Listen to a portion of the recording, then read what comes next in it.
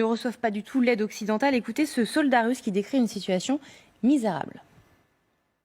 Allez, c'est parti, on déballe. 25 novembre. Regardez ça, Sainte Mère de Dieu. C'est comme ça que ça marche, les gars. Vous voyez? Et imaginez, cette personne vit avec ça depuis 5 jours. 5 jours!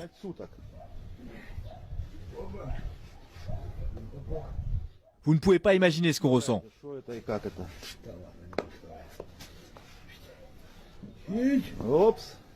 Même les sacs ne servent à rien.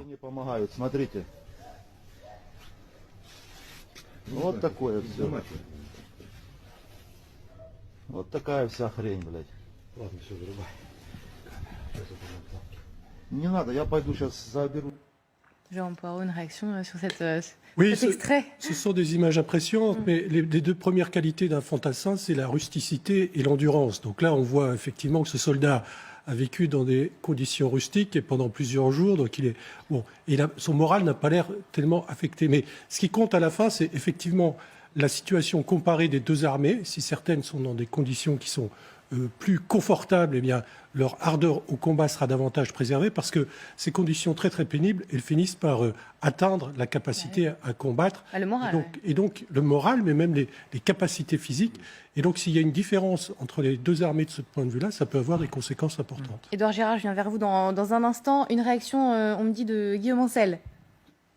Oui, volontiers, parce qu'on a quand même l'expérience de Sarajevo, qui, je rappelle, a été le siège le plus long de l'histoire contemporaine, où on était d'ailleurs avec des unités russes et des unités ukrainiennes à l'époque, et que ces conditions désastreuses en termes de climat n'ont jamais empêché malheureusement les gens de se battre. Même si leur morale est très affectée, en réalité, ce n'est pas eux qui renverseront Poutine pour les soldats russes ou qui empêcheront le combat. Par contre, ce qui est sûr, c'est que les unités les mieux équipées ont un vrai plus par rapport aux autres, parce qu'il y a une forme de lassitude et de fatigue qui s'accumule et qui fait que les gens font d'erreur en erreur.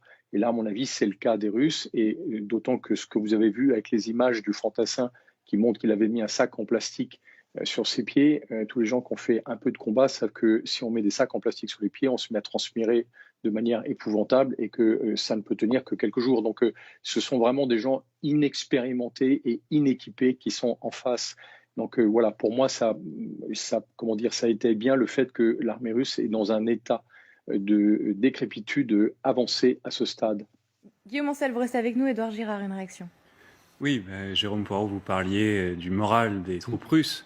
Moi, en effet, j'ai un peu le sentiment que Vladimir Poutine se retrouve un peu dans une situation analogue à celle de Nicolas II pendant la Première Guerre mondiale, c'est-à-dire une armée, le tsar Nicolas II, qui s'était retrouvé face à un empire allemand plus résistant qu'il ne l'avait pensé, avec des offensives qui ne marchaient pas, et avec une armée finalement très nombreuse, mais très mal équipée, très mal commandée, sans parler de l'influence néfaste de Raspoutine à cette époque, qui commandait à moitié les mouvements de l'armée russe, qui donnait lieu à des situations assez gaguesques.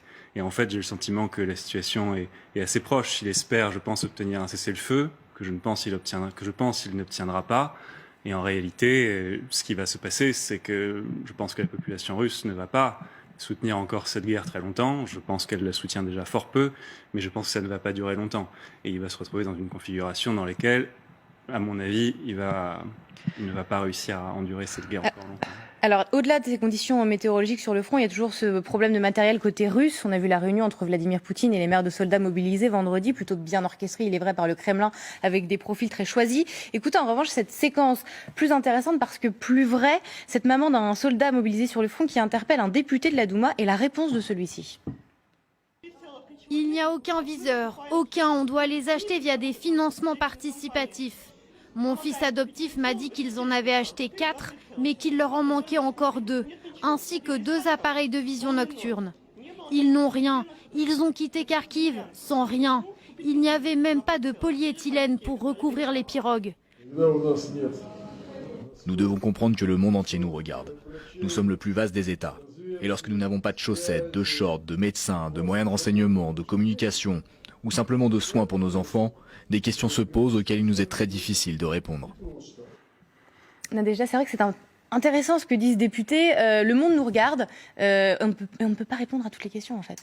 Mais écoutez, la personnalité de Slutsky est tellement intéressante parce que il était accusé par des journalistes russes en étant député de Studun d'un harassement sexuel. C'était un grand scandale il y a certaines années, mais il a gardé son poste grâce à machisme qui existe et grâce qu'il soutient la loi contre violence domestique.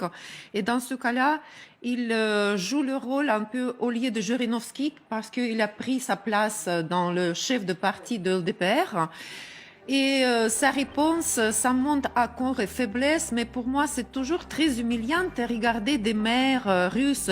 Vous voyez qu'elles voient « Ah, bonjour !» C'est comme un peu en prier devant le Dieu que « Ah, vous savez quoi par cette voix ?» Moi, je dis que nous devons demander, vous êtes obligés de suivre, il faut avoir le voix comme ça.